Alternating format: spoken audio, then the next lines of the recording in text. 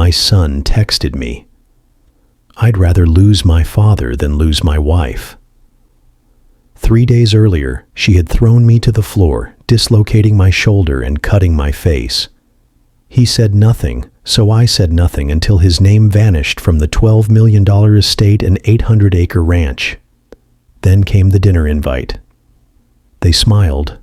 I stayed silent, and when I didn't give in, she poured soup over my head. He grabbed my neck, slapped me, disowned me, and then the front door flew open. What kind of justice do you serve when your own son becomes your enemy? It happened on a Thursday, late dinner, my house, my table. I had baked cornbread, roasted a chicken, and set out fresh butter just the way Jared liked it when he was 10. It was supposed to be a family night. Nothing fancy, just something normal. I thought maybe we had calmed the waters. Maybe Fiona had settled down. Maybe I could let my guard down for once. She showed up in 4-inch heels and an off-shoulder dress like it was a cocktail party. Jared followed, smiling like a man who didn't want to be caught, not smiling. He handed me a bottle of wine I hadn't asked for, kissed my cheek, and asked if dinner was ready. We sat down. The air was stiff from the start. Fiona barely touched her plate, kept tapping her fork. Jared was too busy checking his phone every few seconds. I tried to keep it light, asked about the garden they'd said they were planting, mentioned a new book I'd finished. Nothing landed. Then Fiona pushed her plate away and leaned back. "Do you ever stop managing everything?" she said, almost like she was asking the weather report. My hand froze halfway to my glass. I set it down. I said I didn't understand. She laughed cold. "You run the house, the land, the wedding plans, even Jared's diet. It's exhausting just watching you pretend this is your kingdom." I looked at Jared. He didn't say a word. Didn't even look at me. I tried to keep my voice level. Told her this was still my home, and I had every right to offer what I thought was kind. Fiona smirked, picked up her wine glass. "You want kind?" she said. And then in one motion, she flung the entire glass of wine into my face. It soaked my shirt, stung my eyes. I gasped, reached for the napkin. The chair scraped behind me. I didn't even get to wipe my chin before I felt it. The slap, sharp, full palm, from Jared, my son. The same hand that used to hold my fingers crossing parking lots now swung against my cheek without a blink. "Stop," he said. "You're ruining everything." I didn't cry. I didn't yell. I just stood up, wine dripping off my jaw, and I left the room. I heard Fiona laughing behind me. Jared didn't follow. In the bathroom mirror, I looked older than I had that morning. The red flush on my cheek was rising. I cleaned myself in silence, not because I was afraid to speak, but because there was nothing left to say that hadn't already been thrown at me. That night, the message came. I'd rather lose my father than lose my wife. 10 words, 1 sentence, a scalpel. I sat on the edge of my bed for a long time, not thinking, just breathing. Then I opened the drawer beside me and took out the estate binder. One by one, I flipped through every page, the land, the trust, the pending transfers. Jared's name was on nearly everyone, not yet finalized, still within reach. I closed the binder, stared at the cover, let the weight of it sit in my lap. I don't know what other fathers would do. I don't know if they'd forgive or wait or try again, but I had been slapped for the last time, and something inside me clicked into place. I wasn't going to be the kind of father who begged to be loved. I was going to be the kind that couldn't be touched. And if you're listening, if you've ever been made to feel like an inconvenience in your own home, ask yourself this: How long will you sit at the table with people who already counted you out? Because that was the last night I let someone else define my worth. And the first night, I remembered exactly who I was. The next morning, I got up at 5. My cheek was still warm from the slap, but I didn't look at it in the mirror. I didn't want to see what I already knew. I walked past the kitchen, didn't bother with coffee, and went straight into the storage room at the back of the house. That room hadn't changed in years. The same file cabinet, the same tin box with expired keys, dust on the corners of every shelf. I unlocked the second drawer, slid it open, and pulled out the black binder that held my entire estate plan. Thick, heavy, labeled in my handwriting. I brought it to the dining table, sat down where Jared usually sat. I flipped the cover and started going page by page. Land documents first, 800 acres, still titled under my name. Then the trusts, retirement funds, property tax records. Jared's name was printed beside the phrase, pending beneficiary. A few forms had been signed, but none of them had been filed with the county. I found the final transfer packet in a yellow folder near the back, still unsigned, still within my control. I closed the binder and left it on the table. For a few minutes I just sat there, not thinking, not hesitating, just letting the quiet settle. Then I stood, picked up the landline, and called the one number I hadn't dialed in years. Jude Watkins answered on the second ring. He used to be the junior associate at my old law firm back when my wife handled all the business. I remembered him being sharp, quiet, and just the right amount of cold, the kind of man who never repeated himself. Now he ran his own practice. I told him I needed to revise an estate immediately, not later, not next week, today. He didn't ask for reasons, just gave me a time. 10:15. I was there by 10 sharp. His office sat above a dentist's clinic. No receptionist, no music, just clean walls and a ticking clock. He opened the door himself, still wore the same square glasses, still looked like a man who could destroy someone with 3 sentences and never raise his voice. I handed him the binder, didn't say much, just pointed at the flagged tabs and said I needed everything Jared's name was on to be either removed or frozen. He nodded, began flipping through.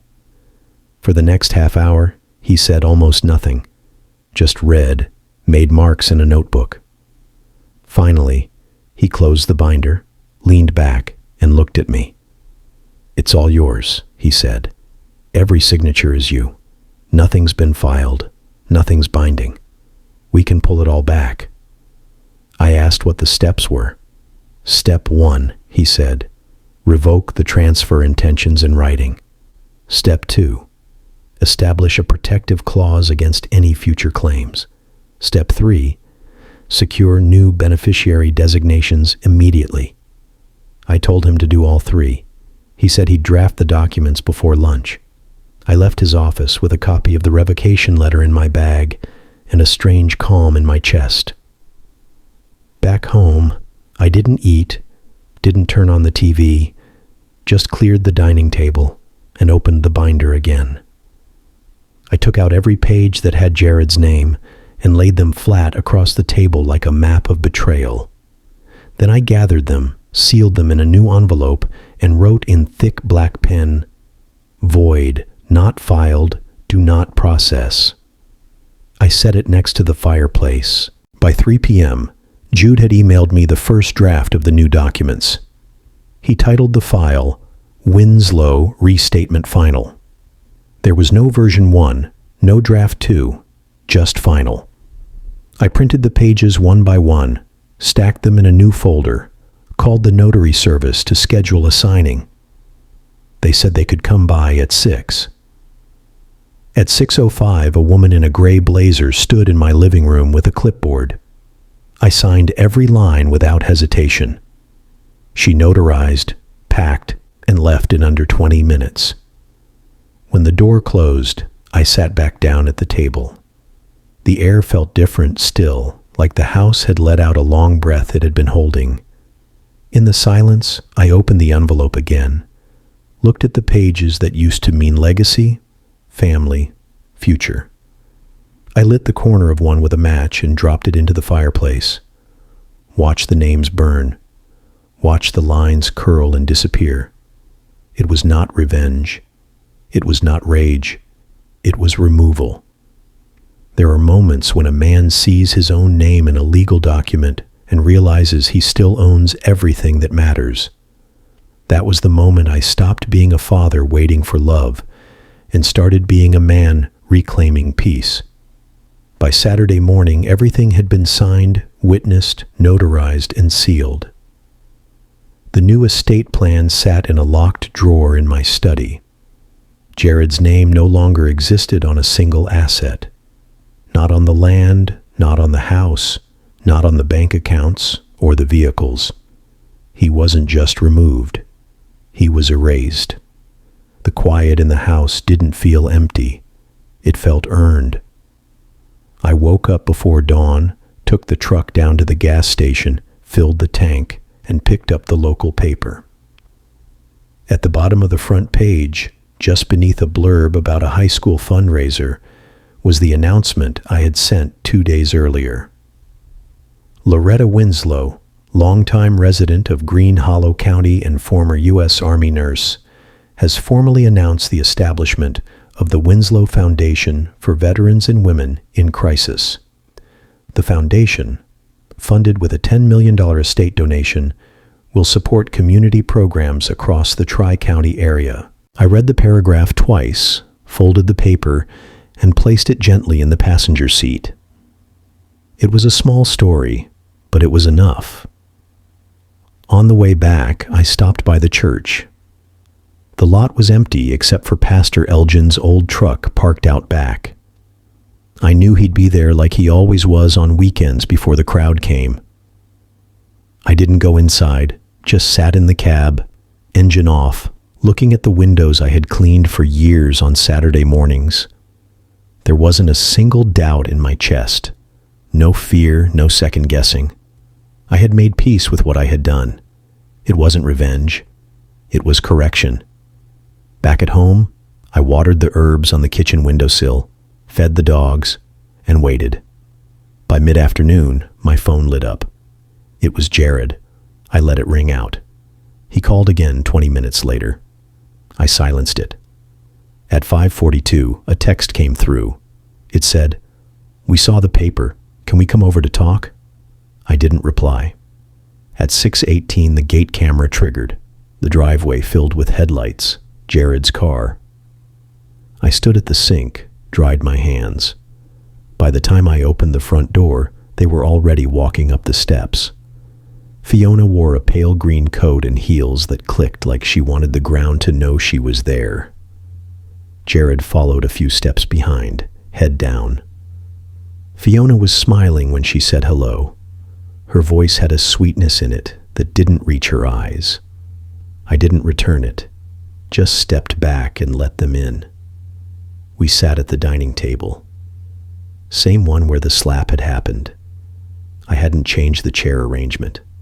I wanted the memory to stay fresh. Fiona started with compliments, told me how generous the donation was, how inspiring, how proud the community must be. She said it with that syrupy tone people use when they're about to ask for something. Jared stayed quiet. Then came the pause, the pivot. Fiona leaned forward, elbows on the table, smile softening. She asked whether I had filed the donation formally yet. Said there might still be a window to adjust some of the details.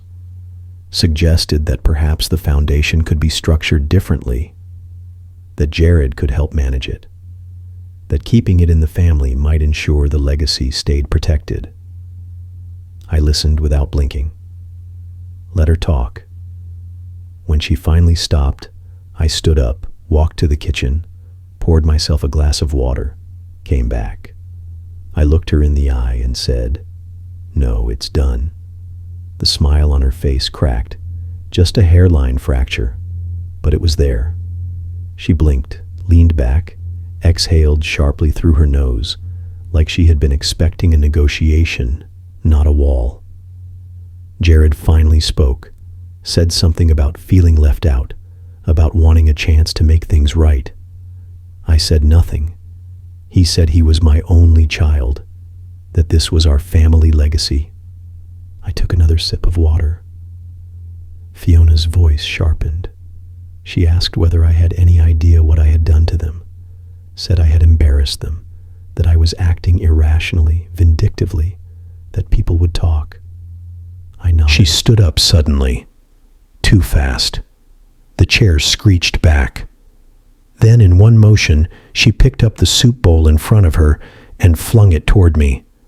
The broth hit my chest. Not hot, but wet enough to soak through the fabric. I stepped back. She was already yelling something about betrayal, about respect, about how I had ruined everything. Jared grabbed my arm, told me to apologize.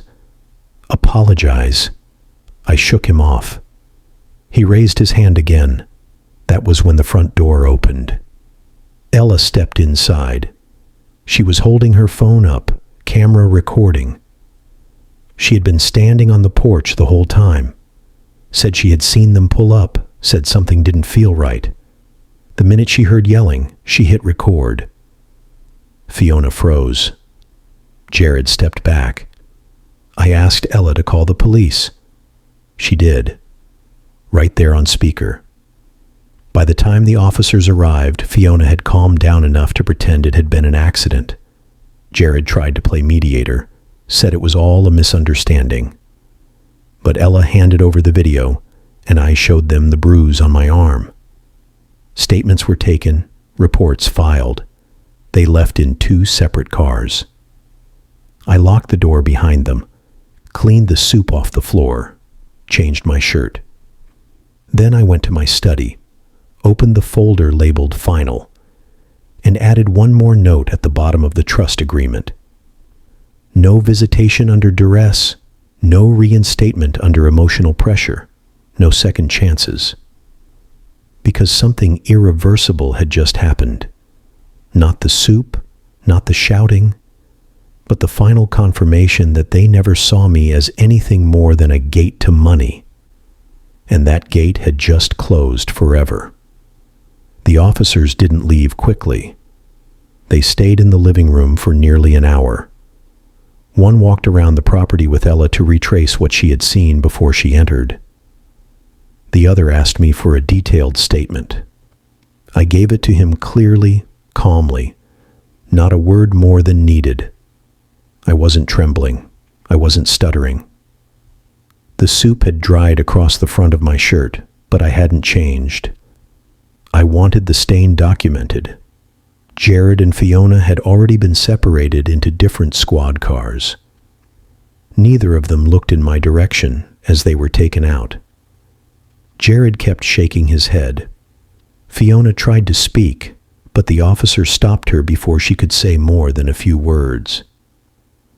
Ella handed over the video without hesitation. She stood beside me as we both watched the playback on her phone, the same footage now stored in official evidence. You could hear Fiona's voice spike. You could see the movement of her arm as the soup bowl flew. You could see Jared grabbing me. The sound of the slap wasn't loud, but it was there. The officer nodded, thanked her, and asked her to sign a witness statement. She did it without blinking. They gave me a card with the case number and the names of both officers. One of them assured me someone from Victim Support Services would follow up in a few days. I told him I wouldn't need that. He looked at me for a second longer than necessary, then nodded. After they left, the silence in the house was heavy but clean. No echoes, no residue.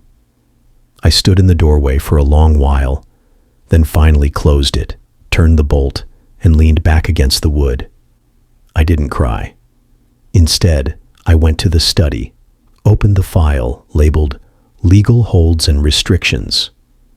Inside were forms I had prepared but never filed, clauses for emergency suspension of financial access, conditions for revoking power of attorney, all documents I had updated just weeks earlier with Jude in case the situation ever escalated.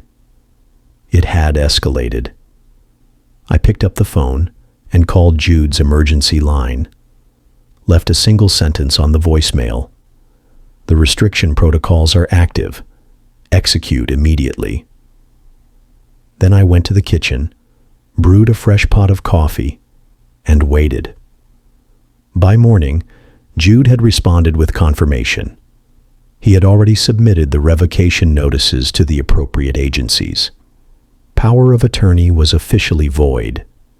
Financial access from all linked accounts had been suspended. The estate accounts had been flagged with a no-contact clause for Jared or any known affiliates. The language was legal, cold, but to me it felt like warmth.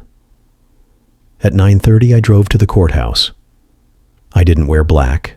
I didn't wear gray. I wore the navy blue blazer I had kept in plastic for a decade, the one I had used when attending my wife's final military hearing. I wore it like armor. The clerk at the counter gave me a number. I waited. When they called me, I stepped forward and filed a restraining order request against both Jared and Fiona, not just physical, financial, and legal as well. I provided the case report, Ella's statement, the video clip, and the signed affidavit Jude had prepared that morning. By noon, the judge granted a temporary protective order with emergency provisions. They would not be allowed within 100 feet of my home. They could not contact me by any means. They were barred from setting foot on any property I owned. They were prohibited from filing motions or claims against the estate for the next 6 months. If they violated any part of the order, criminal penalties would apply. I signed the documents, stamped, filed, complete. Back home, I printed a copy of the court order and pinned it inside the cabinet door where I kept the sugar, a place I saw every morning, not to remind myself of fear, but to remind myself of completion. That evening, I heard a car outside, but the new security system had already flagged the plate. Jared's. It sent an automatic alert to the sheriff's department. Before I could even step out, I saw the patrol car roll in behind him. Jared left without saying a word. The deputy nodded at me as they passed. I didn't wave. I didn't open the door. Instead, I walked back to the kitchen, picked up the knife, and finished chopping carrots for a stew. Later that night, I updated the estate binder with a new clause, Section 7B, irrevocable disinheritance based on conduct. It included a description of the events, the police case number, and the phrase, "Any future attempt to appeal this removal will be met with legal opposition on behalf of the foundation." The gate was now locked, not just with a key, but with proof. The next day, a reporter from the local paper called. She had seen the police report. She asked if I wanted to make a public statement. I declined.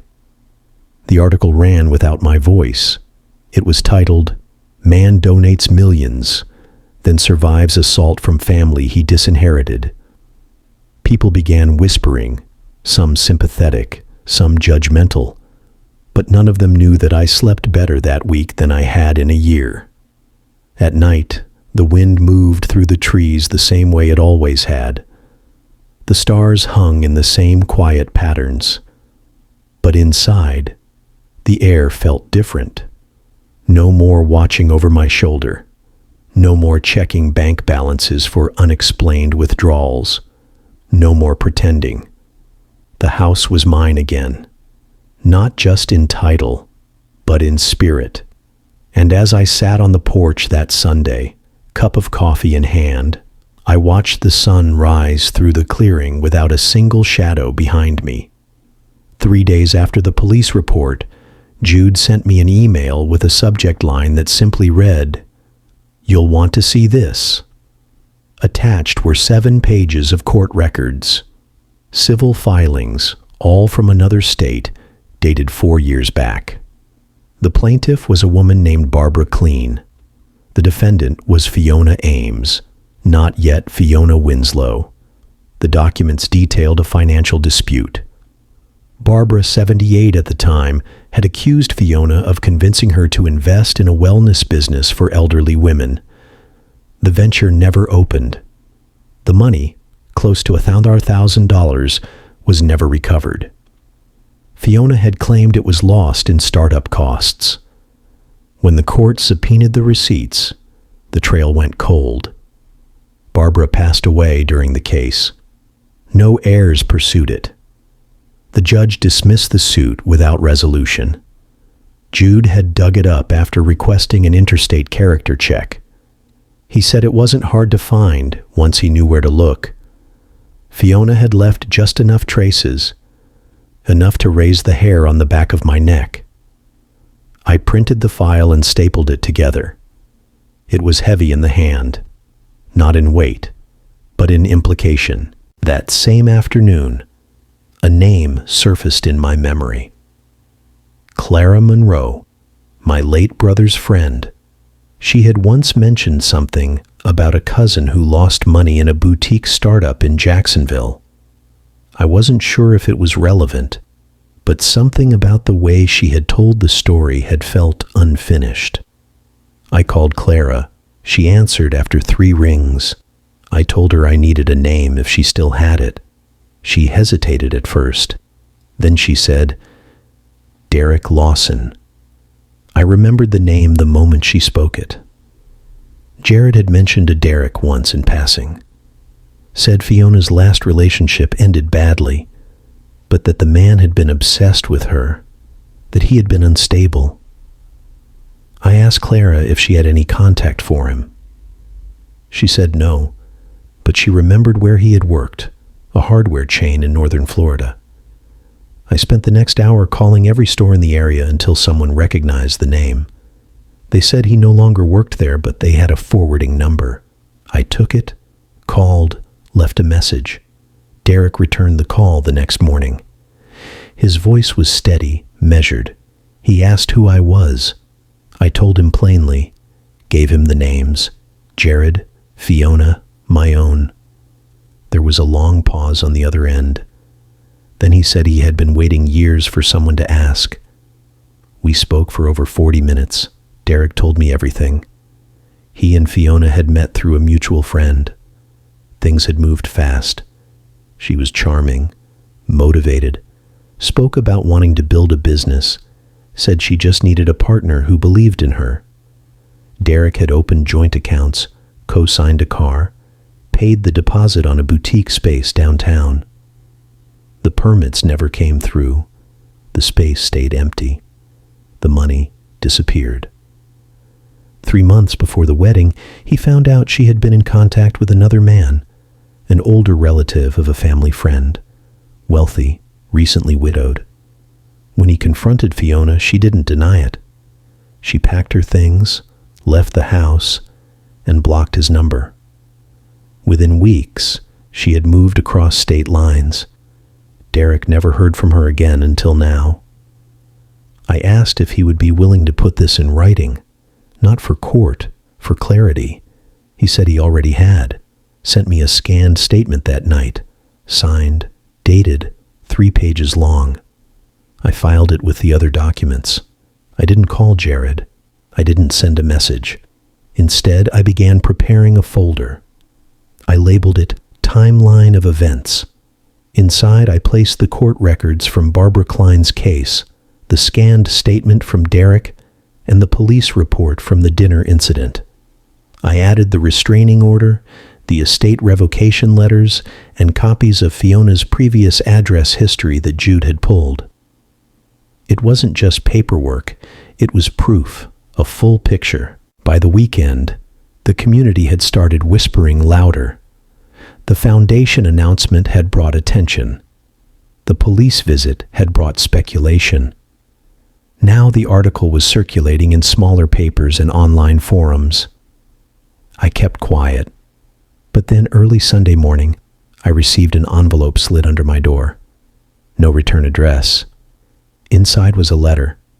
It wasn't signed, but I knew who had written it. The language, the guilt woven through every sentence. It was Jared. He wrote that he hadn't known about Fiona's past, that he had made mistakes, that he had been blinded, that he didn't know what to do now. He asked if I would meet him, alone. I folded the letter, set it aside, not because I was ignoring him, but because I needed time. Instead, I opened the back door, walked to the far corner of the property, the spot where the trees opened just enough to see the sunrise. I stood there for a while, letting the cold air move through me.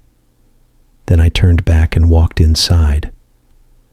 I wasn't ready to see Jared. Not yet. There was still one piece missing, and I had a feeling it would find me soon. It was Tuesday afternoon when the call came. Jude's number lit up my phone and I answered without hesitation. His voice was calm, but tighter than usual. He said he had forwarded the documents I gave him to a contact in the editorial department of the Green Hollow Ledger. The woman, a senior reporter named Susan Mack, had called back within the hour. She wanted to meet, not for a quote, not for a soundbite, for a full story. I didn't need to ask why. The materials spoke for themselves. We arranged to meet the next day at the diner on Main Street. It was early when I arrived. I chose a booth in the back, one that faced the door. The place was quiet, just the scent of coffee and the occasional clink of a spoon against a mug. Susan walked in wearing a windbreaker and carrying a leather folio. She looked like someone who had read too much and slept too little. She introduced herself briefly, slid into the booth, and got right to it. No small talk. She had read everything. The court filings, Derek's letter, the restraining order, the financial records, the photo of the soup-stained shirt. She asked me if I wanted to go on record. I told her no. I wasn't interested in telling my side. I had already done what I needed to do, but I wouldn't stop her from printing what was already public. She nodded and said she would write the piece carefully. Then she asked one final question. She didn't ask it loudly. She didn't even look up from her notes when she said it. She wanted to know if I thought Jared knew what Fiona had done before me.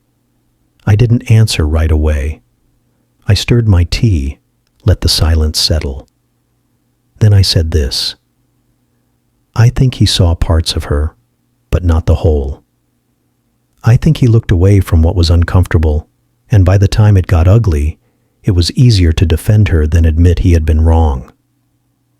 Susan closed her notebook. That was all she needed.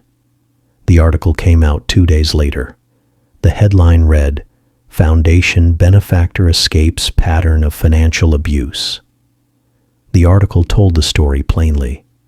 It outlined Fiona's past, quoted Derek's statement, detailed the civil case with Barbara Clean, and listed the actions taken against Jared and Fiona in the past month.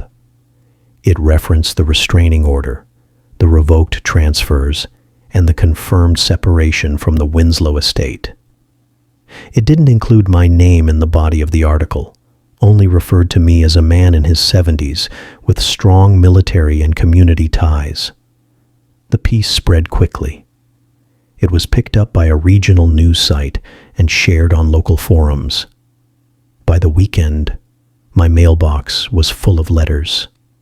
Some from strangers, others from people I hadn't heard from in years. Men who had been through something similar. Widowers, fathers, brothers. Even one from a retired teacher who said she had once taught Fiona in high school and had always gotten a strange feeling from her. I didn't reply to any of them, but I read each one. Jude called again the following Monday. He said Fiona's attorney had reached out, not officially, but casually, testing the waters. He said she might be willing to settle the situation quietly issue an apology, walk away without further dispute, provided I retract the estate block. I told Jude not to answer. 2 days later, I received a letter from the county district attorney's office. The battery charge had moved forward. Fiona was officially being prosecuted for assault and elder abuse. Jared, while not criminally charged, was now under a civil suit for coercion and unlawful interference with estate decisions. Jude had filed it on my behalf without needing my signature again. He already had full authorization. There was no drama in the delivery, no knocking on doors, no cameras, just paperwork stamped, filed, scheduled. I watched the machine begin to turn, not with revenge, but with certainty. Fiona's employer suspended her. Jared's position at the real estate firm he worked for was placed under review. The firm had strict policies around ethics, and his name was mentioned in multiple news pieces now, not as a victim, but as someone complicit. Their silence grew louder by the day. The last thing that came was a yellow envelope. It was from an anonymous sender, but I recognized the writing. Fiona's. Inside were 6 pages, handwritten, full of circular logic, accusations, claims that I had always looked down on her, that I had never given her a fair chance, that she had done what she had to do, that I had turned Jared against his own future. I didn't respond. I tucked the letter into a folder labeled Miscellaneous, filed it in the back cabinet, behind the expired warranties and the tax records from a decade ago. That night, I slept through the windstorm that tore branches from the trees out front. The next morning, the sun rose over a quiet stretch of land. No knocks, no messages, just birdsong, coffee, and stillness. The tide had shifted, and I hadn't raised my voice once. The first real sign of collapse came on a Thursday. I wasn't looking for it. I had stopped checking. But while folding laundry, I received a message from a neighbor 2 streets over. It was just a photo. Jared's car loaded with boxes parked outside a rental duplex on the south end of town. The caption said, "I figured you'd want to know." I didn't reply. That same afternoon, the alert from the financial monitoring system came through.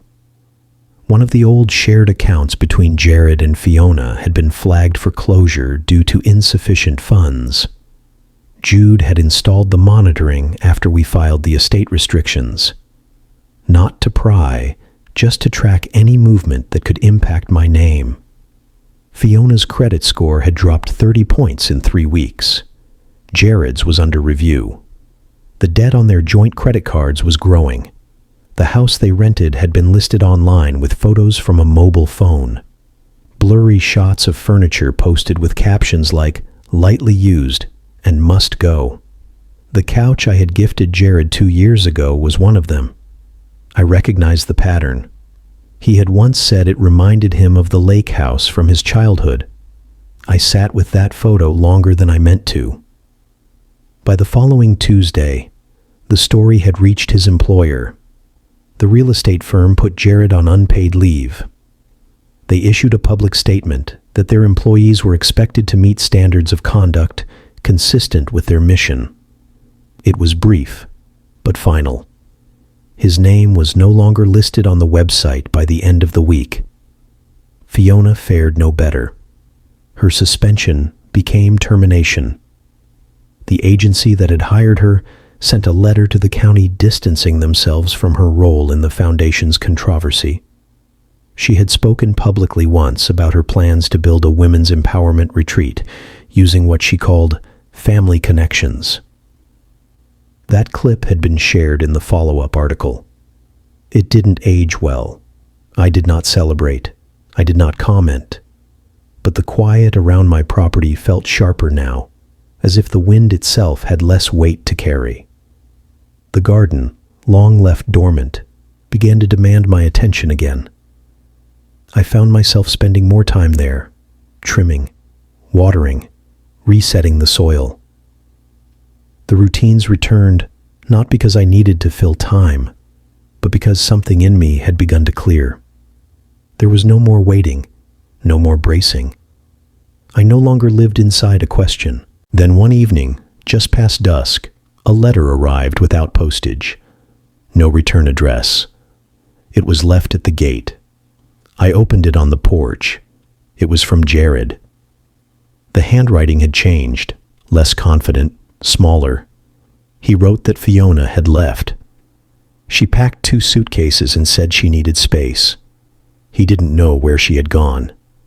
Said she didn't take the dog. Didn't say goodbye. He admitted he was staying in a furnished rental. Said most of the things they once owned had been sold or returned. He said the silence in the apartment was unbearable. He said he missed the noise of the farm, the dogs, the humming of the kettle in the morning. He said he had read the article 3 times, that he believed every word, that it felt like reading about a version of his life he no longer recognized. He said he didn't want anything, not the money, not the land, not a second chance at inheritance. He said he just wanted to come by, not to talk, just to sit on the porch one last time. I didn't respond. I folded the letter, placed it in the file labeled Personal Correspondence, and left it there. Later that night, I sat at the kitchen table. I thought of all the versions of Jared I had known. The boy with scraped knees who begged for another bedtime story.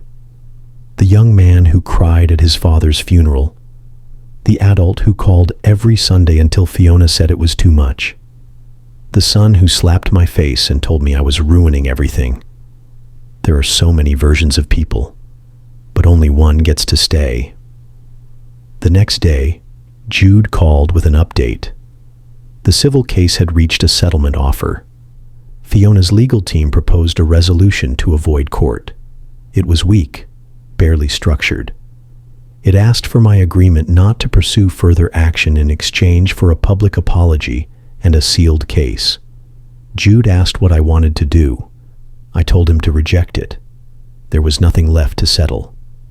I had already settled myself, and some things do not belong behind sealed files. They belong where others can see them, learn from them, be warned by them.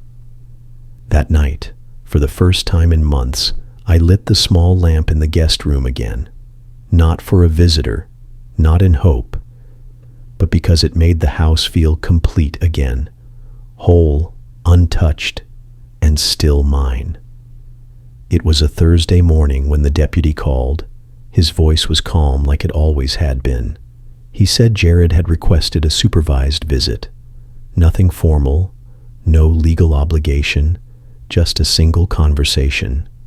At the county station, 1 room, neutral ground, 10 minutes. He said it wouldn't be recorded, that it didn't have to be answered. I asked what time. He said 2:00. I didn't dress up. I didn't prepare a speech. I wore my everyday jeans, a plain sweater, and my boots. I drove the truck into town like I would have on any grocery run. The sky was overcast, the kind that made the colors of the fields look muted and dull. I parked behind the station, walked in without a word, and signed the clipboard the front desk handed me. A deputy escorted me through 2 doors and down a short hallway. The room at the end had no bars, no mirrors, just 2 chairs and a metal table. 1 small window shuttered halfway. They let me in first, told me he'd be in shortly. I sat back straight, hands folded in my lap. Jared entered 3 minutes later. He looked smaller than I remembered, not in height, in posture, shoulders drawn in, hair a little longer, shirt untucked. He sat across from me, but didn't lean forward. Just rested his hands on the table and looked down at them for a while. Then he raised his head. His voice was quiet. I almost didn't hear it the first time. He said he didn't know where to begin, that everything he thought he understood had cracked open, that he had spent weeks trying to figure out where it all started to fall apart. I didn't answer. He said he missed his old life, not the money, not the plans, the rhythm, the feeling of knowing where he stood in a family that used to feel solid. He said he hadn't heard from Fiona in days, that he didn't expect to. Then he asked if I believed he had known everything she had done. I kept my gaze steady, let a long breath move through me before I spoke.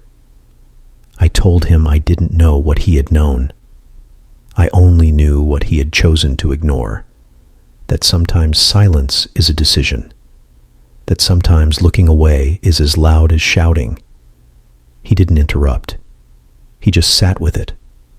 I told him I didn't come to offer a way back, that this meeting wasn't a door. It was a wall, a final point of clarity. He nodded, swallowed hard, said he understood. He said he had replayed that night over and over, the soup, the shouting, the slap. He said he didn't recognize himself in those moments. He said he couldn't believe what he had become. I told him it didn't matter if he believed it. It had happened. It was real, and real things have consequences. He dropped his head again. His hands gripped the edge of the table.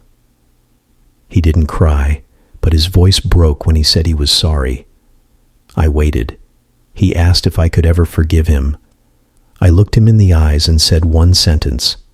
I already did, but that doesn't change what stays closed. He sat with that. No arguing, no begging. He nodded again, this time slower. Then the deputy knocked on the doorframe. 10 minutes were up. Jared stood. He didn't reach for a hug, didn't ask for more time. He just said, "Thank you for coming." I stayed in my seat, watched him walk out. The door shut behind him with a soft click. On the way home, I didn't feel anger or grief. I felt the kind of tired that settles behind your bones, the kind that only comes when something that took years to stretch finally snaps clean. Back at the house, I made tea, sat by the window that overlooked the gravel road. The light shifted across the floor, long and slow. A breeze rolled through the open frame, just strong enough to rustle the curtains. The farm felt still, but not empty. Later that night, I went to the guest room, the one Jared used to sleep in. I opened the closet. Inside, a single wool coat still hung on the far hook. I touched the sleeve, then closed the door. Some things didn't need to be cleared out. They just needed to stay still. I didn't speak of the visit to anyone. Jude didn't ask. Ella didn't bring it up, and I didn't write it down, at least not in the legal sense. But that conversation lived in my memory, shelved next to every other moment that had shifted the path I walked on. That night, I locked the front door, took the long way upstairs, paused halfway to listen to the house breathe. No footsteps, no tension, only quiet, only mine. The week after that meeting passed without a ripple. No phone calls, no mail, no knocks on the door. Even the dogs seemed to sleep more soundly. The weather had turned too. The nights came sooner. The air was clearer in the mornings, a sign that summer had loosened its grip. Jude sent me a message that Monday. He said the press had reached out again, not local this time. A regional feature writer was building a piece on elder exploitation and wanted to use my story. They had seen the Ledger's articles, followed the case, and wanted a first-hand account. Jude said it was my decision. I didn't respond right away. Instead, I walked outside and stood by the edge of the gravel road. There was no car coming, no sign of movement, just the sound of wind moving through the higher branches and the soft ticking of the fence gate swinging back and forth. For all the noise this story had stirred in other places, my land had remained still. That stillness had been earned, not inherited, No one gave me this quiet. I had cleared it myself, one decision at a time. I went back inside and called Jude. I told him to decline the interview. I didn't want my name in the center of any headline. The story had already spoken loudly enough. The facts were printed. The files were public. And those who needed to know had already seen it. I told him I wasn't disappearing. I was just done explaining. Later that day, a letter arrived. This one wasn't from Jared or Fiona. It came from the County Women's Outreach Center. A counselor had read about the Winslow Foundation and wanted to send thanks. She included a list of programs that had launched using the first wave of donations.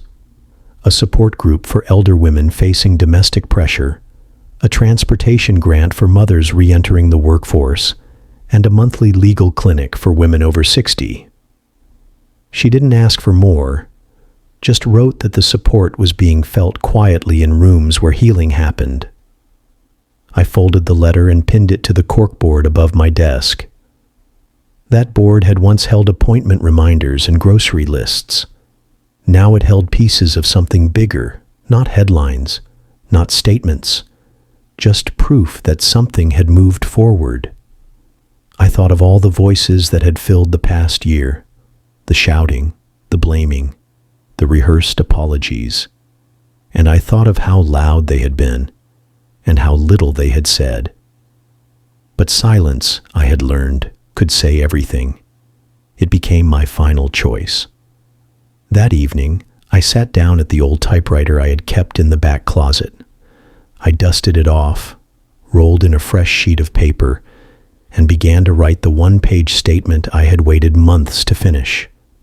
Not for the papers, not for the courts, just for the record. I wrote that this house, this land, and every decision tied to it had been shaped by hands that refused to close in bitterness, that the legal actions were not acts of vengeance, but protection. That silence was not weakness, and restraint was not forgiveness. It was survival. I wrote that my name would not be used in a story where I had to argue for my own dignity, that my legacy was not a debate, it was a boundary. When I was done, I signed the page and filed it in the front of the Winslow Foundation binder. That binder sat on the shelf beside the family albums. I didn't move it to the safe. I wanted it visible, not guarded, just present. Days passed without updates. People stopped calling. The press turned to other stories. The air stayed quiet. I started waking earlier, not from tension, but from habit.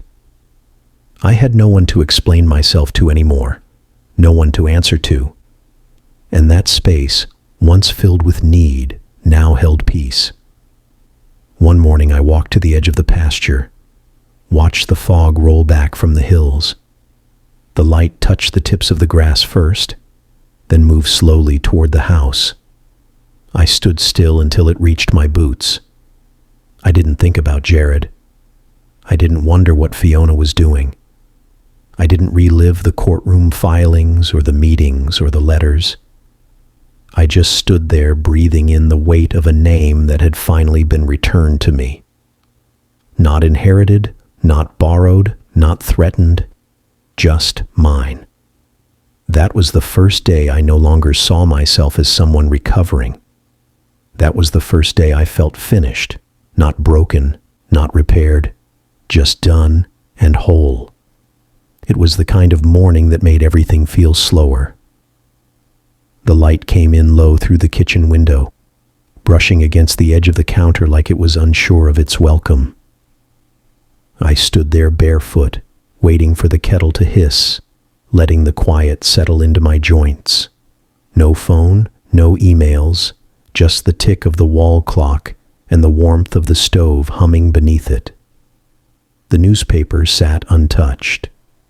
I had stopped reading it regularly, not out of spite, just because it no longer held anything that belonged to me. The stories had moved on. The names had changed. I had stepped out of the center of it, and the world hadn't noticed. That was the piece of it. After breakfast, I walked out to the far edge of the property. The path had grown wild again, weeds curling up around the stone steps, but I didn't trim them, letting them be felt right. At the end of the path stood the bench. It wasn't anything fancy, just 2 wooden planks and a frame my late wife had welded together one fall when she still believed in small projects. Jared helped paint it. I could still see the spot where his brush had missed the underside. I never fixed it. I sat down, my knees slow to bend, and let my eyes drift out across the line of trees. They had lost most of their leaves. Their shadows now sat in long, broken lines across the field. The wind was soft, just enough to move the dry grass in waves. That bench had held a lot. Arguments, anniversaries, even the silence after my wife passed. It was where Jared told me he had asked Fiona to marry him. It was also where I first felt something uneasy in her eyes when she smiled. It had taken years to name it. I reached into my pocket and unfolded a letter I had been carrying for a week, not the ones from lawyers or reporters. This one was different. It was from a girl named Ruby, handwritten, no stamps, just delivered through the foundation mailbox, tucked between a bundle of thank you notes from program directors and counselors. Her handwriting was careful. She introduced herself as a student at a youth center, partially funded by the foundation. She said she liked painting and birds and math. But what caught me was the last part. She wrote that sometimes when people don't want you, it makes you think you are the problem. She said she had felt that way for a long time, until someone told her that sometimes people only love the version of you that helps them feel powerful. She said now she was learning how to like her quiet voice, that it didn't need to be loud to matter. She ended with one line: "Thank you for giving people like me a quiet place to grow." I folded the letter again, slipped it back into my coat. I sat on that bench for a long time, long enough to hear the shift of wind against metal, the slow creak of the fence gate in the distance.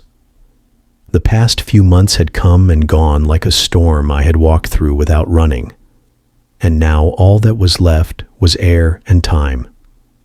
When I stood to leave, I didn't look back. Instead, I turned toward the garden. The soil had gone untouched for weeks. Weeds were curling around the corners. Some of the roots from the summer blooms had cracked open under early frost. Still, I knelt beside the edge and placed my palm flat against the dirt. Cold, dry, but not empty. I pulled on the gloves I kept near the shed and began clearing what no longer belonged. Old stems, rotten leaves, the remnants of things that had once been beautiful but were now spent. I worked slow, not out of fatigue, but out of focus. The act of clearing without rushing was something I hadn't known I missed. I didn't plant anything new, not yet. The garden wasn't ready for something new, but it was clean again, open. That night I brought out the small notebook I had used for years. It was worn, spine cracked, but the pages inside still crisp. I wrote one line at the top of a new page. Not every cycle ends in bloom. Some end in breath. Then I closed the book and slid it back into the drawer. Sleep came easier that night, not because everything was solved, but because I had stopped solving things that no longer asked to be fixed. There was no need for explanation, no space left for permission, and no part of me that felt like it owed anyone a version of myself I had already left behind. The next morning, I didn't wake with urgency. I let the light move first, and when it reached my face, I opened my eyes and simply began again. I knew what I was about to do would close a door forever. There would be no more hoping for apologies, no more glancing at my phone, expecting a message that said, "Dad, I was wrong." No more waiting for a miracle to restore what had been shattered. But I wasn't looking for healing from them anymore. I had learned to stitch my own wounds in silence. The afternoon sun fell across the long wooden table at the lodge where I had invited everyone. My attorney sat at one end, quiet, attentive, his briefcase unopened in front of him. The room smelled faintly of cedar and fresh bread. Outside, birds chirped like it was any other day. Inside, it was the prelude to war. Eli came first, alone. He wore a pressed shirt and a rehearsed smile that didn't reach his eyes. Marina followed a few minutes later, dressed like she was attending a victory party. Grant and his wife trailed behind them, Grant tapping furiously on his phone, clearly irritated to be summoned without explanation. No one greeted me. They simply took their seats, looked around, and waited. When everyone settled, I stood. I was wearing a simple navy suit, no tie. I had combed my hair back. My voice, when it came, was steady. I said, "Thank you for coming. What I'm about to share concerns the property, finances, and legacy of this family. You're here because I wanted you to hear it from me, not from an email, and not from a lawyer." There was a silence so dense it felt like the walls were holding their breath. I continued. For the last few months, I have been working with Mr. Kessler, my estate attorney, to restructure my entire financial plan. As of last week, everything has been finalized. Marina's posture shifted. Eli's brow furrowed. Grant looked up from his phone. I took a deep breath. The ranch has been donated. It now belongs to a trust I've created for women in rural communities who need shelter, job training, and a place to start over. The remaining funds from the estate, approximately $9 million, are being transferred to nonprofit initiatives under that trust. No one spoke. They just blinked. I kept going. None of you are beneficiaries. This was not done out of spite, but out of clarity. I have given this more thought than you might imagine. I needed to ask myself who I became when I was around you, and I didn't like the answer. Eli stood up suddenly. "You're cutting us off," he said. "Just like that." "You cut yourselves off long ago," I replied. Grant scoffed. "This is ridiculous. You're giving away our inheritance to strangers." "No, I'm giving it to people who have never struck me, insulted me, or treated me like I was disposable." Marina slammed her hand on the table. "This is about that stupid dinner, isn't it? You're still punishing us." I looked at her. "That dinner was the final note in a song you had been singing for years." Mr. Kessler cleared his throat softly. "If anyone would like to review the legal documents, I have copies." The room exploded into a mess of raised voices. Eli shouted that I was senile. Marina called me vindictive. Grant accused me of being manipulated, but I stood there still and silent like the storm outside a glass window. Finally, I said, "You made your choices, and now I've made mine." I turned to leave, but Eli stepped in front of me. "This is insane," he hissed. "We are your children." "Children don't betray their fathers and expect gifts in return," I said. Marina threw her napkin onto the table. "Let's go," she said. "This was a waste of time." Grant muttered something under his breath. Eli stood frozen for a moment, then followed them out. No one looked back. Mr. Kessler handed me a glass of water. "That went better than I expected," he said quietly. I laughed. A dry, hollow sound. I suppose it did. We sat in silence for a while. The birds kept singing outside. The sun kept moving. Eventually I stood, smoothed my suit, and picked up the folder Mr. Kessler had prepared. It held every signature, every clause, every protection I had fought for. I walked out into the bright afternoon, my shadow stretching long on the gravel path. I was alone, but not abandoned. I had chosen this path. I had written this ending, and it felt like the beginning. I walked out of that courthouse and felt the first clean breath in months. Not because I won anything, not because I came out victorious, but because I had chosen to end a war I never started. The building behind me held nothing of me anymore.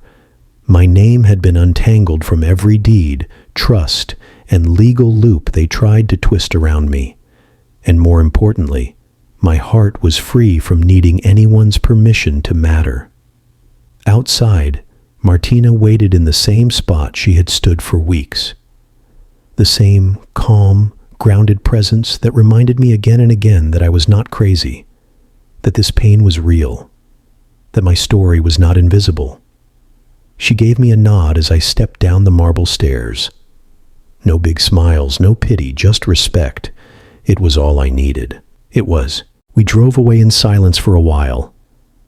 Not the kind that stings, but the kind that holds space. My mind wandered to how it all began.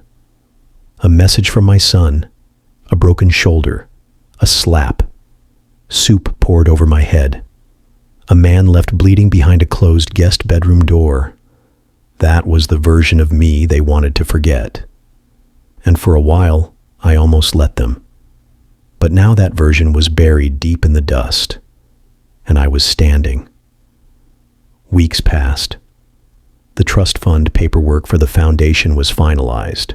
The ranch would be managed under the new nonprofit. Scholarships would be awarded to women over 50, women who had lost everything, jobs, spouses, dignity, but not hope. That would be the seed. I named the program quietly after my own mother, who never had the chance to speak up for herself. The media coverage came, but I gave no interviews. Let them speculate. Let them wonder what could make a 71-year-old man give away millions in silence. I had no intention to explain myself. That was my final act of power. One morning I received a letter, handwritten neat, from someone named Elise, a woman in Montana who had read about the foundation. She was 63, recently divorced, said she hadn't spoken to her children in 3 years, but that now maybe she could find her way again.